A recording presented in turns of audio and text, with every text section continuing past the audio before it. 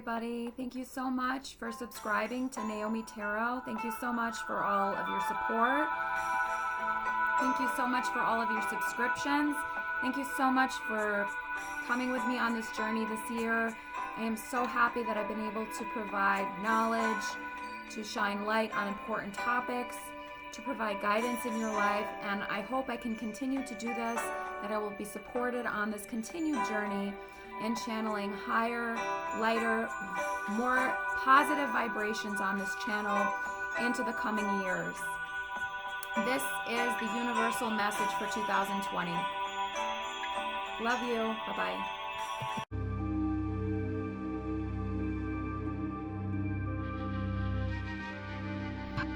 Pluto in astrology is associated with power, transformation, death, rebirth, and upheaval. In a natal chart, it represents the way the native brings about transformation and where in life. A lot of times when there is a Pluto return in an individual chart, this means that the foundations will shake, the foundations will often crumble to make way for the new. So what does this mean for the United States as a whole?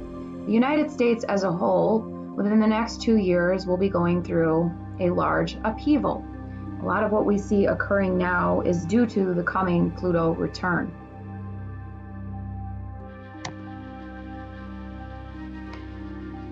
The first exact conjunction that will take place for the Pluto return is on February 19th, 2021. The nation was born July 4th, 1776, as many know, and the Declaration of Independence was signed in Philadelphia, Pennsylvania. The United States falls in the sun sign of Cancer upon its birth and the moon sign of Virgo. The ascendant sign for the United States is Sagittarius. Pluto, we will see, with the Pluto return, we will see a triggering of an upheaval. We will see the foundations of the old make way for the foundations being built for the new.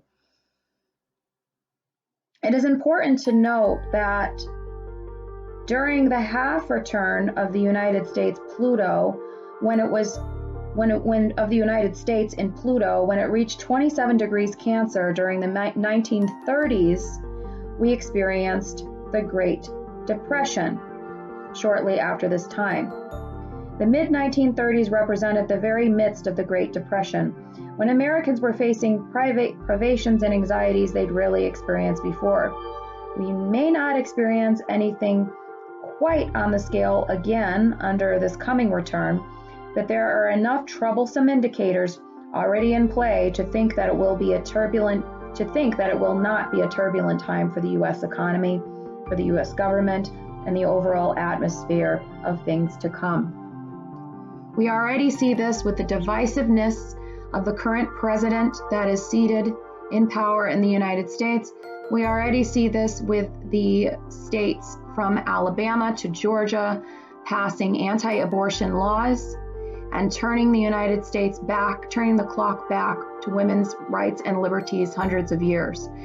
This is not the only concern that people have. A lot of times with Pluto returns, there can be an increase in violence. There can be an increase in tensions. People can become polarized with their views, right versus left, in support of strict immigration laws, in support of no immigration laws or way less immigration laws, in support of self-defense, and in support of confiscating all guns. It becomes extremely divisive, and there is not that many gray areas when things become so black and white. We also see more mass shootings. We also see more acts of violence during these times, and a lot of it does have to do with, yes, the current political atmosphere, the history of our country, the history of racism in the country, a history of misogyny, but not only that, also due to the fact that the United States itself is an extremely young country. So it is going through an upheaval time period in a fairly, short lifespan compared to other countries. So as a country evolves and morphs into what it is meant to be, a lot of times there will be time periods of upheaval, upheaval that will create growth and make way for changes. Since the U.S. natal Pluto resides in the second house of needs and personal resources, Americans have been feeling and will continue to feel the transformative power of Pluto's transit in their homes and personal finances. While larger institutions are being shaken up, individuals and communities already aware of the rumblings of this transit can take actions to help themselves to get through this transit positively by working diligently to amass savings and build healthy interpersonal networks. Again, this goes back to how I have said that 2020 is the year of the sacred masculine, or the emperor. If you add 2 plus 0 plus 2 plus 0, it equals number 4. The vibration of number 4 can be found on the emperor card in the tarot deck. The emperor represents all the good aspects of the masculine, not the negative aspects. As I always say on this channel, both the feminine and the masculine can be negative. There is not one that is necessarily better than the other. However, each in their own way can be extremely toxic. What we have seen in this world by and large for many centuries is a toxic masculinity. And that is not to say that femininity or yin energy cannot be toxic. It certainly can. But because the pervasive power has been of a toxic masculinity, which made way to patriarchy, what we have an example of more than anything is toxic masculinity, not toxic femininity. So what does it mean when we have states like Alabama, states like Georgia, overturning women's rights, oppressing women further to give them no choice in some cases, such as in Alabama, when they would become pregnant even by rape or incest, and in states like Georgia, where they only make exceptions for those cases. What do we see in a climate like that, and how do we relate that to 2020 or this emperor energy or this sacred masculine energy? Well, certainly the people in power that we see right now are not supportive of the sacred masculine. They are not a good example of the sacred masculine, just as the other political candidate who had gone against Trump when he was running was not an example of the sacred feminine. I would not think it's a large wager or an exaggeration to say that there really isn't many politicians. There really are not many politicians that represent the sacred feminine or the sacred masculine. There is an extremely toxic energy associated with American politics right now. And again, this ties into this Pluto return and the upheaval and the crumbling of the previous paradigm to make way for the new one. Emperor energy talks about building, solidifying, supporting, protecting, providing, and being fair and just in decision making. The Emperor represents all things good in the masculine.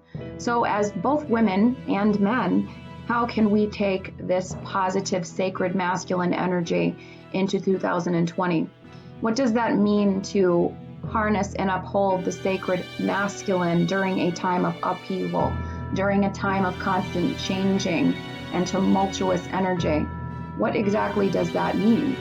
It means to find your sacred ground, to find your solid and stable ground and your roots, to save, to be wise with financial investments, to research things before you make a decision, to not allow yourself to be pulled from one extreme to the other, to ground yourself, to weigh all options before making a decision, to weigh all options before taking a side. It's about using logic positively. Masculine energy is in the mind, feminine energy is in the heart. What 2020 is asking you to do is to use your logic in a fair, just, centered, and intelligent way without allowing your emotions to negatively overcome you. Now, an interesting phrase that many people seem to use when, this is a smaller scale example, when negatively talking about women, saying they let their emotions take them over and they're so emotional and, they're so crazy. It's, in random, talking, you hear people say negative criticisms like that. However, if we put that on a larger scale, who are the people who are acting the most emotional right now?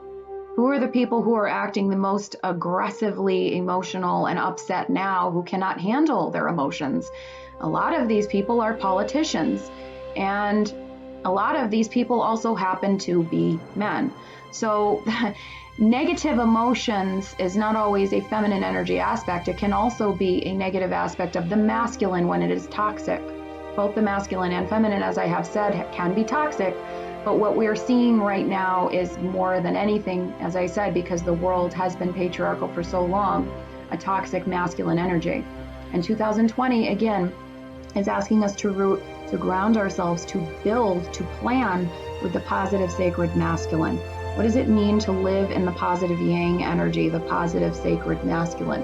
What does it mean to plan, to build, to use logic, to use fairness, to use just reasoning when making decisions, when considering which side to take, which thought to have, where you should live, how you should save your money, should you spend your money, how you should make wise and just decisions this year, how you can be fair to others but still be diplomatic. This is all aspects of the sacred masculine. And based on what's already happening in the United States, we are going to see a growing unrest. What could trigger more unrest and anger? There are many different things that could trigger it.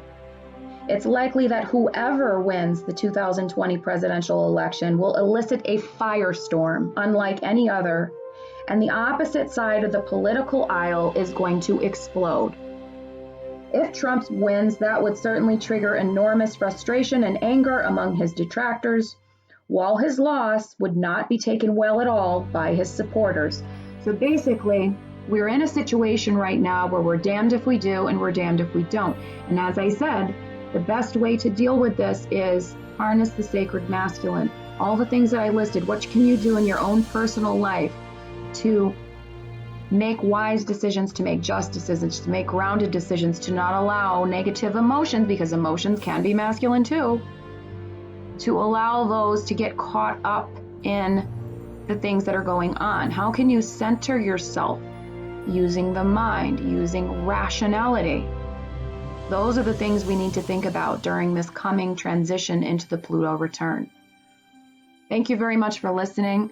If you would like a reading, incantation, life coaching session, or spell, go to naomitarot.com. The 20% off sale ends tomorrow morning, and we will have a special New Year's flash sale that I will announce.